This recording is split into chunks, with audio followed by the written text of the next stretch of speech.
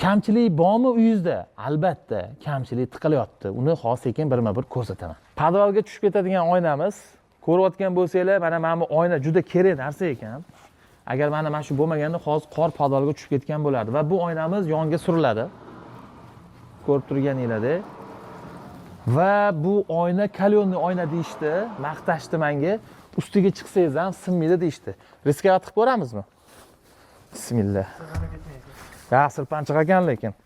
Mana sirpanchiq ekan. Mana qo'lim bilan ko'rsataman. Mana oyna juda ham baquvvat. Chunki Instagram sahifasida men buni ustiga chiqib yurgan joyim bor edi. Rostdan ham baquvvat. Ha bosh tegib qoladi deyishinglar mumkin. Buni og'iz ko'taramiz. Ko'tarilarmikin ha? Hoppa. Hozir shalaq ketadi, qaranglar. Bo'ldi. Katta joyda, lekin hamma joyi qor bo'lgani qoldi. Zinaga tushib ketishdan oldin mana shunaqa sekin tushib ketamiz va mana bu joyi bosh tegadi deb o'ylasanglar, yo'q, tegmaydi mana. Instagramimda men qo'yganman. Aynan mana shu kompaniyani Instagramda Install Glass deb tersanglar, metaldan tortib mana shu oynasigacha qilib berishadi. Juda ham sifatli ishlari Toshkentda nomer 1 lardan hisoblanadi va mana bu yerdagi oqadigan suv mana bu tarnochaga tushadi, suv chekiga oqib ketadi. Ichkariga hech qanaqasiga suv kirmaydi. Ko'rib turganingizdek mana qup-quruq. Faqat meni oyog'im teggandan keyingina ho'l bo'ldi.